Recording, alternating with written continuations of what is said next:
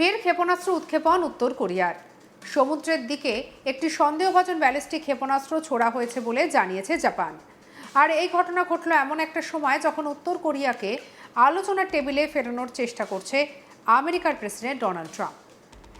এর ঠিক একদিন আগেই আমেরিকা এবং দক্ষিণ কোরিয়ার যৌথ সামরিক মহড়ার পরিসর কমানোর সিদ্ধান্ত নেওয়া হয়েছিল।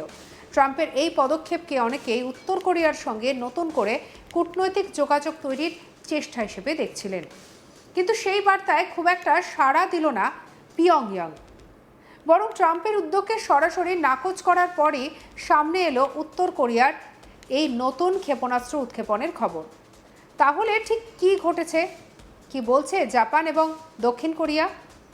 কেন আমেরিকা এবং দক্ষিণ কোরিয়ার সামরিক মহড়া নিয়ে এত আপত্তি উত্তর কোরিয়ার? আর ডোনাল্ড ট্রাম্প কি সত্যি কিম জং উনের সঙ্গে আবার বৈঠকে বসতে চাইছেন?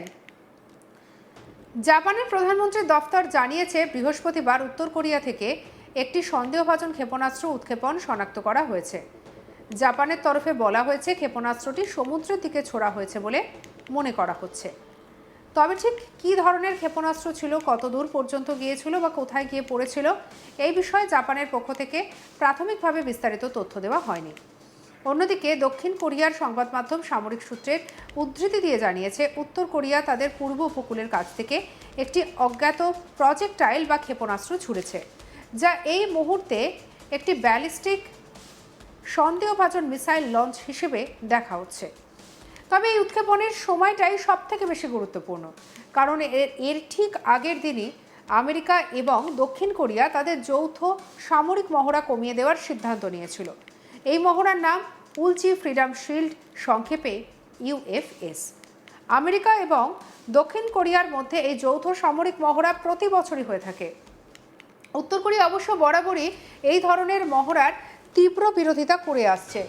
পিয়ংইয়ংয়ের দাবি, এই ধরনের মহড়া আসলে উত্তর কোরিয়ার বিরুদ্ধে সম্ভাব্য সামরিক অভিযানের প্রস্তুতি। অন্যদিকে আমেরিকা এবং দক্ষিণ কোরিয়া বলে থাকে, এগুলি মূলত প্রতিরক্ষামূলক মহড়া এবং দুই দেশের সেনাদের যৌথভাবে কাজ করার প্রস্তুতি বাড়ানোর জন্যই এই অনুশীলন করা হয়। এবারের পরিস্থিতিতে অবশ্য একটা বড় পরিবর্তন হয়েছিল।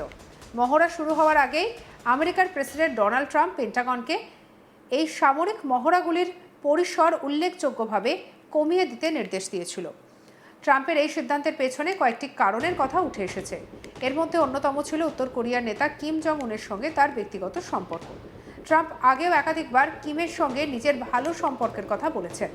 তাই সামরিক মহড়ার মাত্রা কমিয়ে উত্তর কোরিয়ার সঙ্গে নতুন করে আলোচনা শুরু করার জন্য পরিবেশ তৈরি করার চেষ্টা করা হচ্ছে কিনা তা নিয়ে জল্পনা শুরু হয়।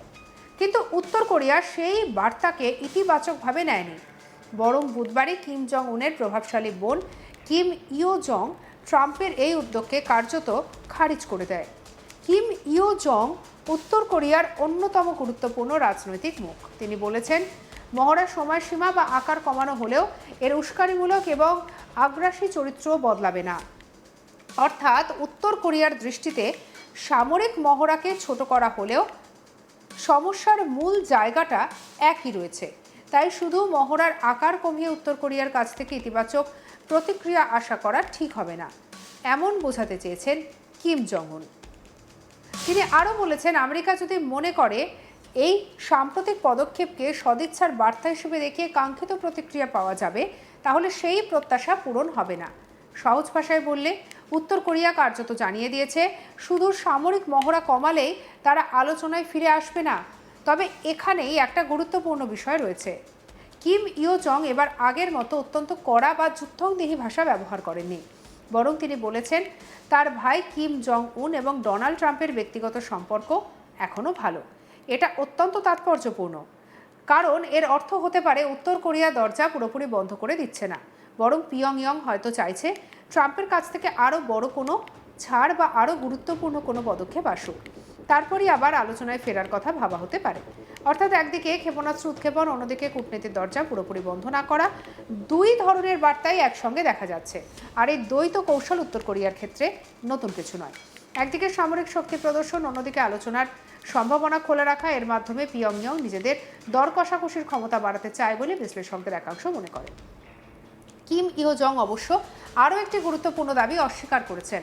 ট্রাম্প দাবি করেছেন তিনি কিম জং উনের সঙ্গে কথা বলার জন্য যোগাযোগ করেছিলেন এবং কিম তার সেই বার্তার জবাব দিয়েছেন।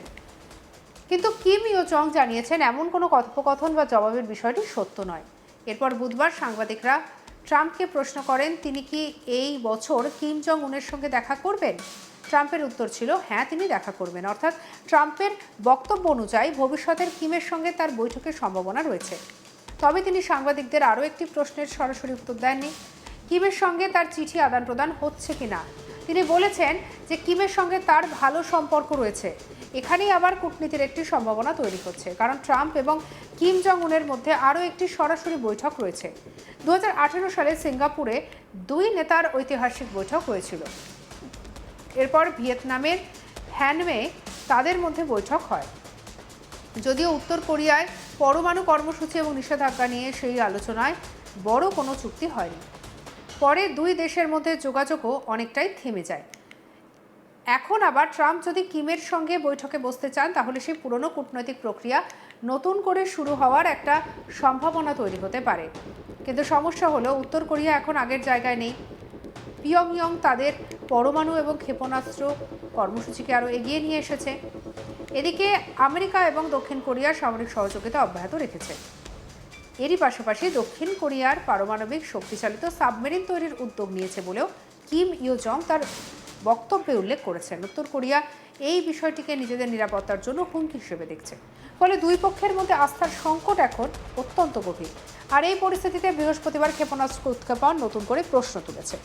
উত্তর কোরিয়া কি ট্রাম্পকে আরও শক্তিশালী বার্তা দিতে চাইছে, নাকি এটি উত্তর কোরিয়ার নিয়মিত সামরিক পরীক্ষার অংশ? এই মুহূর্তে নিশ্চিতভাবে বলা যাচ্ছে না। তবে সময়ের দিক থেকে ঘটনাটি যথেষ্ট তাৎপর্যপূর্ণ, কারণ একদিন আগেই আমেরিকা সামরিক মহড়ার যাত্রা কমিয়েছে। উত্তর কোরিয়ার সেই উদ্যোগ প্রত্যাখ্যান করেছে। তারপরই এলো নতুন ক্ষেপণাস্ত্র উৎক্ষেপণের খবর। অর্থাৎ কূটনৈতিক বার্তা এবং সামরিক শক্তি প্রদর্শন দুই দিকই একই সময় সামনে এসেছে। বিশেষজ্ঞদের নজর এখন তাই কয়েকটি বিষয়ের দিকে। প্রথমত, এই ক্ষেপণাস্ত্রটি ঠিক কী ধরনের, দ্বিতীয়ত এর পাল্লা কত, তৃতীয়ত উত্তর কোরিয়া আগামী দিনগুলিতে আরও কোনো ক্ষেপণাস্ত্র পরীক্ষা চালায় কিনা, আর সবচেয়ে বড় বিষয় ট্রাম্প এবং কিমের মধ্যে সত্যি নতুন করে সরাসরি কোনো যোগাযোগ শুরু হয়েছে কিনা। কারণ উত্তর কোরিয়ার সামরিক মহড়া যেমন বিরোধিতা করেছে, তেমনি কিম ইও জং স্পষ্ট করে দিয়েছেন যে তার ভাইয়ের সঙ্গে ট্রাম্পের সম্পর্ক এখনও ভালো।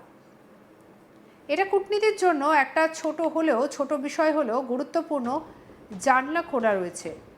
তবে সেই দরজা দিয়ে আলোচনায় ঢুকতে হলে আমেরিকার কাছ থেকে আরও বড় কোনো প্রস্তাব ছাড়া উত্তর কোরিয়া কী করে সেটাই এখন দেখার। সব মিলিয়ে উত্তর কোরিয়ার সর্বশেষ ক্ষেপণাস্ত্র উৎক্ষেপণকে শুধু একটি সামরিক পরীক্ষা হিসেবে দেখলে পুরো ছবিটা বোঝা যাবে না। এর পেছনে রয়েছে আমেরিকা এবং দক্ষিণ কোরিয়ার সামরিক মহড়া, ট্রাম্পের কূটনৈতিক উদ্যোগ এবং একাধিক বিষয়।